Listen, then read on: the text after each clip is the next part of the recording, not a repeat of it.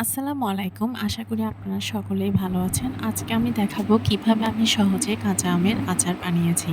কাঁচা আমকে কিছুক্ষণ আমি ভিনেগার, সাদা ভিনেগার এবং লবণ দিয়ে কিছুক্ষণ ভিজিয়ে রেখেছি। রাখার পরে আমি এটি খুব ভালো করে ফ্যানের নিচে শুকিয়ে নিয়েছি, যেন কোনো পানি না থাকে, এবং কিছু মশলা আমি রেডি করে নিয়েছি। এখানে দেখতে পাচ্ছেন আপনারা কিছু গুঁড়ো মশলা, পাঁচফোড়ন গুঁড়ো, ধনে গুঁড়ো সব কিছু নিয়েছি, এবং সেই সাথে সাদা সরিষা আর হচ্ছে রসুন বাটা, এগুলো সব কিছু একসাথে আমি খুব ভালো করে মরিচ গুঁড়া সহ মিক্স করেছি। করার পর আমি একটি প্যানে সরিষার তেল দিয়েছি এবং সরিষার তেলের পরিমাণ অনেক বেশি নিয়েছি। সব মশলা ভালো করে কষিয়ে তারপর আমি এখানে কাঁচা আমগুলো দিয়ে দিয়েছি, এবং সেই সাথে মরিচ গুঁড়ো, সামান্য হলুদের গুঁড়ো, লবণ, চিনি পরিমাণ মতো দিয়েছি।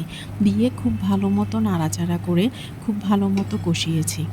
দেওয়ার পর আমি এখানে শেষে নামানোর আগ মুহূর্তে আমি এখানে সাদা ভিনেগার ইউজ করেছি, যাতে আপনারা এটি অনেক দিন সংরক্ষণ করতে পারেন।